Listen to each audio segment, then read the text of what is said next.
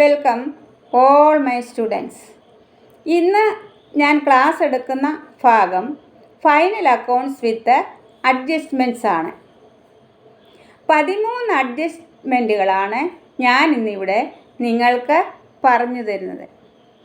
ഒന്നാമത്തേത് closing stock, 2 outstanding expenses, 3 prepaid expenses, 4 accrued interest accrued income, 5 income received in advance, 6 depreciation, 7 bad debts written off, 8 reserve for bad and doubtful debts, 9 discount on debtors, 10 discount on creditors, 11 interest on capital, 12 interest on drawings, 13 commission to manager.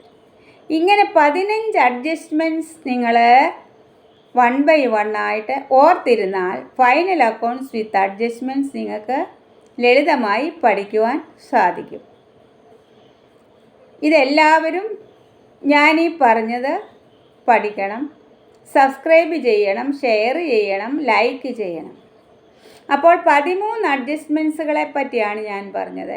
Closing stock 1, എക്സ്പെൻസസുമായി relate ചെയ്യുന്ന 2 എണ്ണം ഔട്ട്സ്റ്റാൻഡിങ്ങും പ്രീപെയ്ഡും, ഇൻകവുമായി relate ചെയ്യുന്ന 2 എണ്ണം അക്രൂഡും income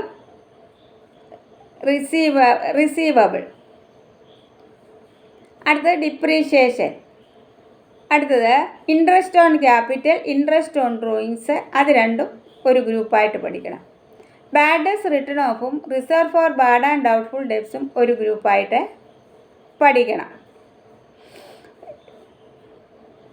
ലാസ്റ്റിൽ commission to manager, net പ്രോഫിറ്റിൻ്റെ ഒരു നിശ്ചയ ശതമാനമായിരിക്കും, അത് സെപ്പറേറ്റ് പഠിക്കണം. ക്ലോസിംഗ് സ്റ്റോക്ക് സെപ്പറേറ്റ് പഠിക്കുക, കമ്മീഷൻ ടു മാനേജർ സെപ്പറേറ്റ് പഠിക്കുക, മറ്റുള്ളതെല്ലാം 2 വീതമായിട്ട് പഠിച്ചെടുക്കുക.